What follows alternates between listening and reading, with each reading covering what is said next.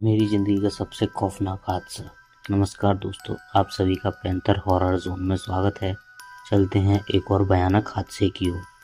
ये बात करीब 6 साल पुरानी है। मैं उस वक्त कॉलेज में पढ़ता था और गर्मियों की छुट्टी में अपने गांव आया था।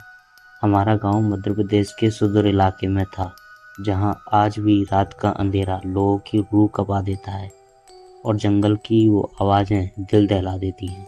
एक रात मेरे दोस्त मोहित का फ़ोन आया। वो पास के गांव में ही रिश्तेदार की गमी में आया था और उसे रात में ही लौटना था। उसने मुझे फ़ोन पर कहा, अगर मैं बाइक लेकर आ जाऊं तो उसे घर पर छोड़ दो।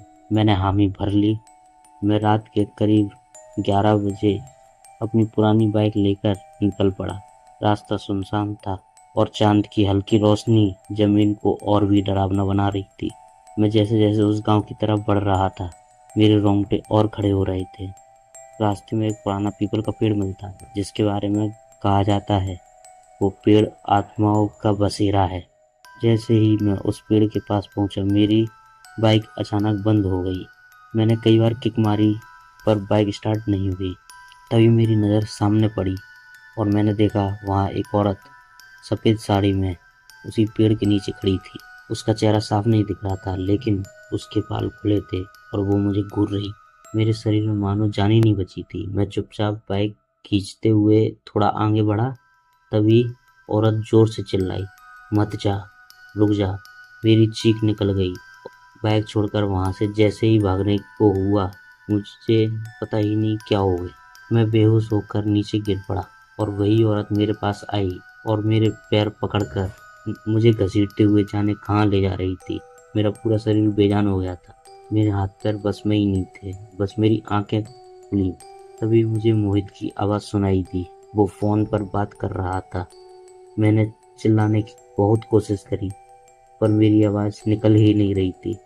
तभी मोहित ने मुझे फ़ोन किया और फ़ोन मोहित के ही पीछे बज पड़ा और मोहित की नज़र मुझ पर पड़ गई। वो औरत अपने आप जाने कहाँ गायब हो गई। मेरे हाथ पैरों में भी जान सी आ गई। मोहित भागता हुआ मेरे पास आया, मुझे उठाकर पूछता है, भाई क्या हुआ? तभी मैं डरते हुए बोला, भाई मैं सब कुछ बता दूंगा, पर अभी यहाँ से चल तू। मेरी ऐसी हालत देखकर मोहित भी डर गया था। उसने बाइक उठाई और हम दोनों वहाँ से निकल पड़े। हम गांव पहुंचे ही थे। हमें घबराया हुआ देख गांव के कुछ लोग हमारे पास आए और पूछा, क्या हुआ बेटा, इतना घबरा क्यों रहे हो? मोहित मेरे तरफ देखते हुए बोला, ये मुझे गांव के बाहर गिरा हुआ मिला। इसका पूरा शरीर जकड़ा हुआ था। गांव वाले मेरी तरफ देखते हैं और पूछते हैं, बेटा क्या हुआ?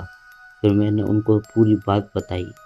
तभी एक बुजुर्ग बाबा मेरे पास आए और उनने बताया कि वो पेड़ के नीचे सालों से एक औरत की आत्मा भटक रही है। उसका एक्सीडेंट ठीक उसी जगह हुआ था। हमने तांत्रिक को भी बुलाकर देख लिया, पर अगले ही दिन तांत्रिक का कोई पता नहीं चला। बाबा की ये बात सुनकर मैं पूरा कँप गया और अगले ही दिन घर पर निकलने का फैसला करा। आज के लिए इतना ही। मिलते हैं अगली भयानक वीडियो के साथ। तब तक चैनल को सब्सक्राइब जरूर कर लेना।